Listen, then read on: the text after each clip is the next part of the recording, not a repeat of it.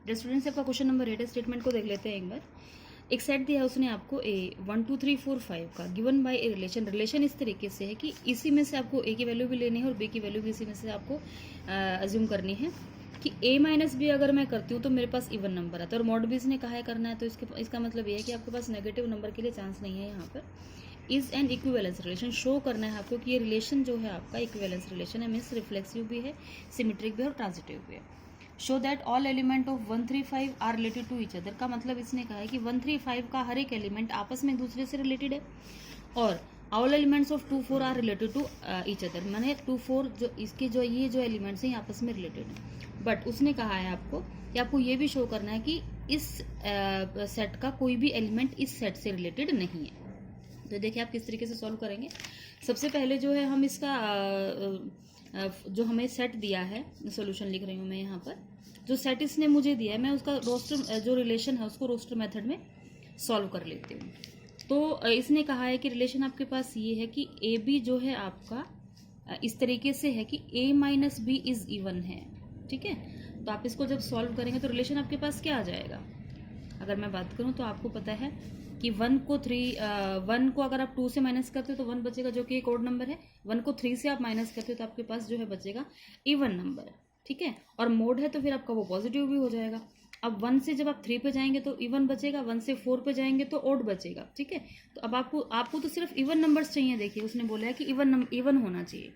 तो आप क्या लेंगे, नेक्स्ट जो है आपका जो रिलेशन जो आपका सेट बनेगा वो 1 5 का बनेगा।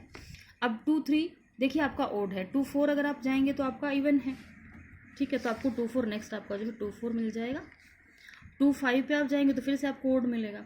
सिमिलरली जब आप जो है 3 4 से जाएंगे तो ओड मिलेगा, 3 5 से जाएंगे तो आपको जो है वो इवन नंबर मिलेगा। तो इस तरीके से आपके पास ये रोस्टर मेथड आ जाता है, तो ये आपका रिलेशन आ जाता है। चलिए रिफ्लेक्सिव स्टार्ट करते हैं पहले। तो देखिए इसने क्या कहा है आपको, इसने आपको ये कहा है कि ए और बी इस तरीके से रिलेटेड है कि ए माइनस बी जो मैं करता हूँ वो इवन है। चलिए पहले अगर ए भी रिलेटेड है आर के तो आप कहेंगे कि ए भी रिलेटेड है आर के का मतलब ये है कि अगर ए माइनस बी मुझे एक इवन नंबर मिलता है तो बताइए ए माइनस ए जो कि मुझे 0 मिलेगा, तो आपको पता है कि 0 भी जो है वो किसी भी नंबर को इवन बना देता है।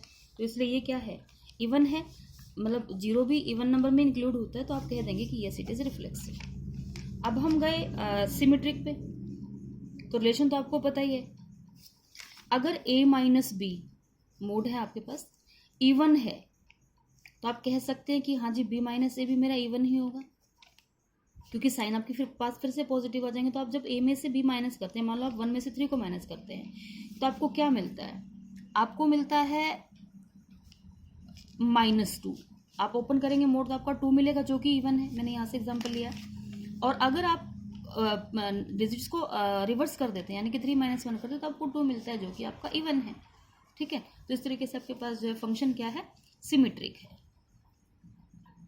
अब ट्रांजिटिविटी की बात करते हैं।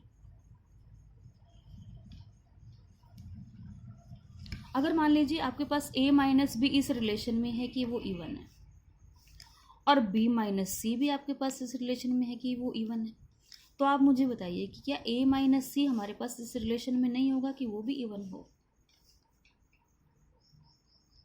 तो यहाँ पर मैं जो है यहाँ तो इसका मतलब ये है कि यहाँ पर जो आपके पास आएगा, अगर आप इसको सोल्व करेंगे तो आप किस तरीके से सोल्व करेंगे इसको देखिए।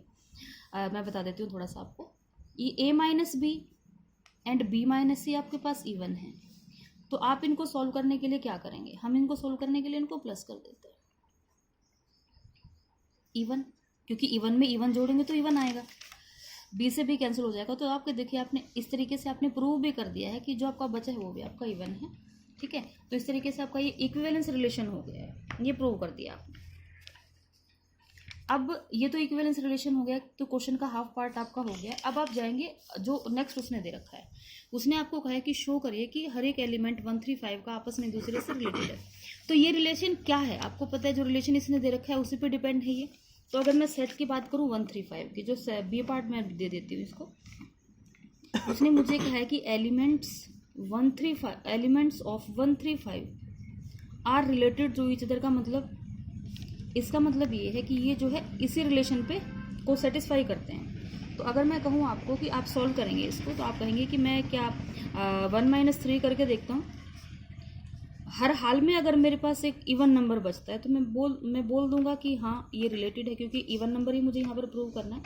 और 1 में से अगर आप 5 को माइनस करते हो तो आपको 4 मिलता है। तो ये सारे आपके, देखिए जो आपका आंसर आया वो सारे के सारे आपके इवन नंबर हैं, और रिलेशन भी आपका इवन नंबर ही था। तो इसका मतलब ये आपस में एक दूसरे से रिलेटेड हैं। सिमिलरली अगर मैं 2 4 की बात करूँ तो 2 4 के लिए भी उसने आपको यही कहा है कि 2 4 के जो एलिमेंट्स है वो भी आपस में एक दूसरे से रिलेटेड है। तो आप 2 - 4 करें तो आपको क्या मिलेगा, आपको पता है कि आपको एक गिवन नंबर मिलेगा। और अगर आप 4 - 2 करते हैं तो भी मतलब आपको एक गिवन नंबर ही मिलता है। तो इसका मतलब ये है कि ये आपस में रिलेटेड है एक दूसरे से।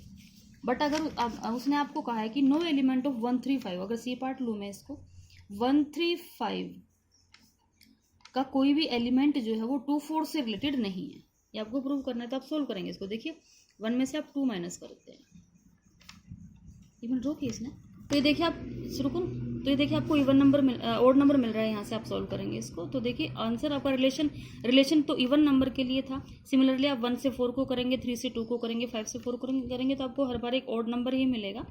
और रिलेशन आपका किसके लिए आपको प्रूव करना है, इवन नंबर के लिए।